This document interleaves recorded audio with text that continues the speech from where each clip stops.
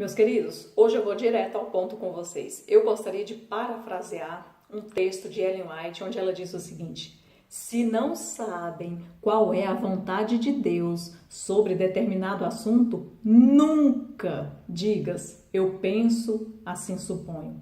Até mesmo porque, meus amados, o que eu penso, o que eu acho, o que eu suponho, não terá validade nenhuma perante Deus. O cristão, o verdadeiro cristão, ele deve agir por princípios bíblicos e não por modismo, o que o mundo anda pregando. Meus amados, dentro da Bíblia, biblicamente falando, não há nenhum relato em que uma mulher foi escolhida para ser sacerdotisa, ali servindo no templo do Senhor. Esse era um ofício estritamente e exclusivamente masculino. Eram os homens que serviam no templo do Senhor, no caso, os levitas. Mas então por que isso tem sido mudado na nossa época? Justamente por causa de uma cultura que prega a igualdade entre os sexos. Infelizmente, meus amados, o feminismo ele tem sido introduzido até mesmo dentro da nossa própria igreja. Mesmo que de uma forma velada, mas ele tem sido introduzido. Esse movimento social, o feminismo, ele prega o quê? Gente, o feminismo prega a igualdade entre os sexos. Mas eu, particularmente, não vejo isso. Eu vejo realmente o feminismo querendo ser superior, pregando uma superioridade feminina. Então, a mulher ela quer fazer as mesmas coisas que os homens fazem e ainda se acha melhor. Não, faço o mesmo que eles fazem e ainda consigo fazer melhor. Gente, o feminismo é uma coisa diabólica e, infelizmente, tem sido aceito de uma forma meio que suave, mas tem sido aceito no meio do nosso povo. Amados, mesmo se o feminismo prega, mesmo se fosse apenas visando essa questão da igualdade entre os sexos, já estaria errado. Porque a Bíblia, ela traz a mulher como sendo submissa ao homem. Então não tem igualdade. O problema é que essa palavra submissão se tornou uma coisa horrorosa. Soa mal aos ouvidos de algumas mulheres justamente por causa dessas pressões sociais e culturais do nosso tempo. Mas nós não somos do mundo. As coisas do mundo não deveriam nos afetar e nem nos causar influências, meus amados. Bom, falando sobre essas questões do pastorado feminino, eu gostaria de ler com vocês aqui na primeira carta a Timóteo, no capítulo 3, eu não vou ler tudo para não ficar longo, mas lá vem sendo especificado ali quais as qualificações que um homem deve ter para ser um bispo, quais são as qualidades que a pessoa tem que ter para ser um bispo, um pastor.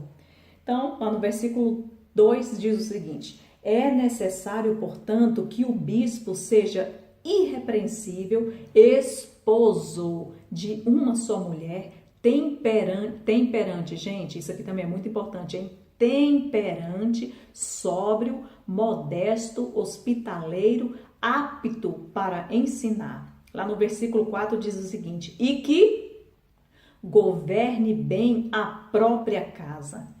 Meus queridos, quem é o governante do lar? É a mulher? Não. A Bíblia nos traz o homem como cabeça do lar. A mulher, ela não governa o próprio lar, é o homem que é o governante do lar.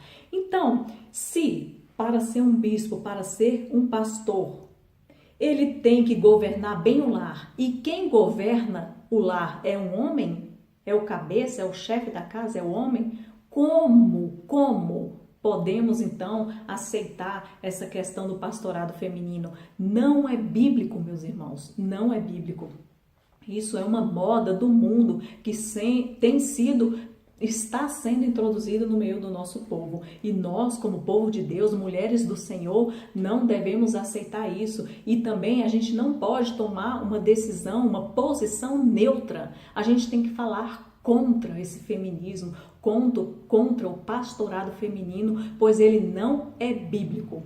Meus amados, e aí eu gostaria de frisar com vocês aqui no versículo 11 pelo seguinte: tem pessoas dizendo que, por causa aqui do versículo 11, há sim uma brecha, né, que se abre para que a mulher também seja uma pastora. Então vamos lá, no versículo 11 diz o seguinte: da mesma sorte quanto a mulheres é necessário que sejam elas respeitáveis, não maldizentes, temperantes e fiéis em tudo. Bom, se acima está falando quais as qualificações que um homem deve ter para ser um pastor, para ser um bispo, e lá abaixo no versículo 11 fala da mesma forma, a mulher, ela tem que ser o quê? Respeitável, não maldizente. Então, esse da mesma forma abriria, então, uma brecha para que a mulher pudesse também, né, assumir esse cargo de pastora? Aí é que está o problema, meus amados. Essa Bíblia nossa aqui, que é a Bíblia assim mais utilizada, que é a Ferreira de Almeida, revista e atualizada, ela foi adulterada, tá? Na Bíblia, já, né, em outra versão aqui, Almeida, corrigida e fiel, já vai trazer aqui uma palavrinha muito importante. Vejam bem.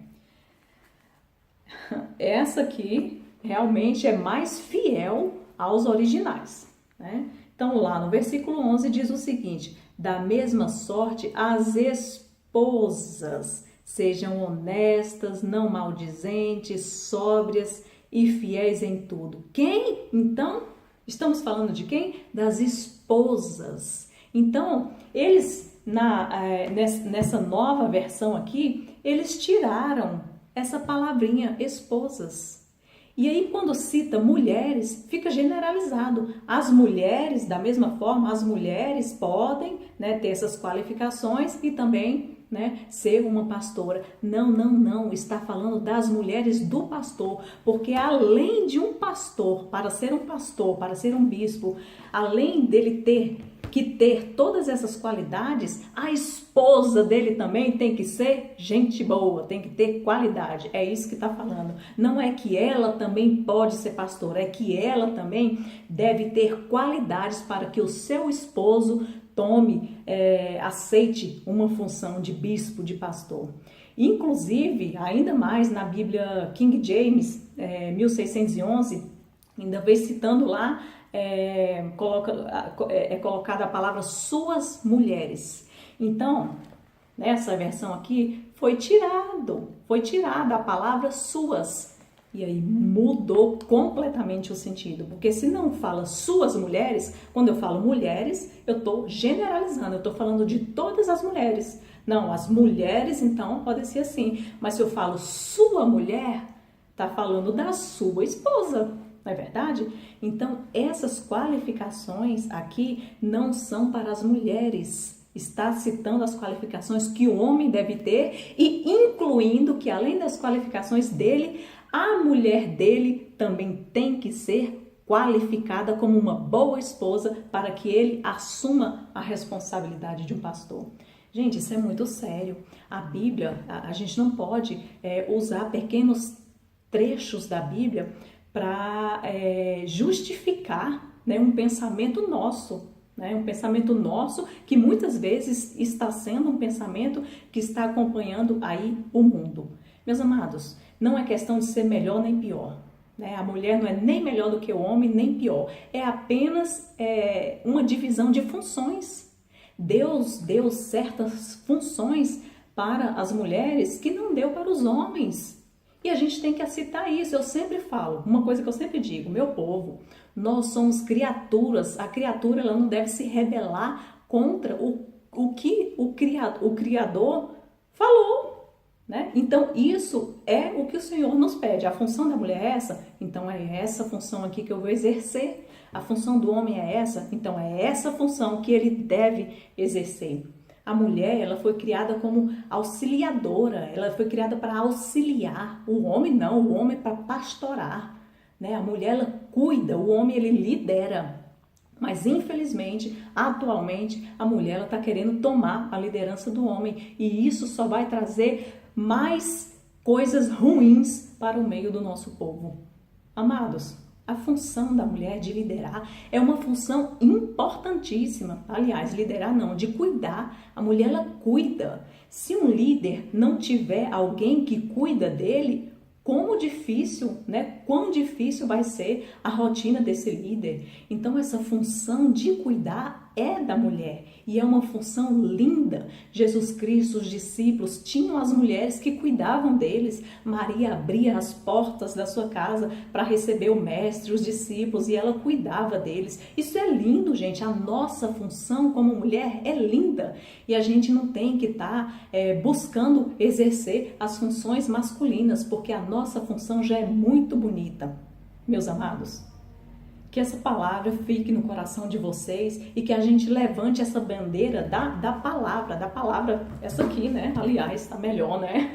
Da palavra viva, verdadeira, e que a gente viva conforme a Bíblia, o assim diz o Senhor, e não o que o mundo anda pregando. Fiquem com Deus.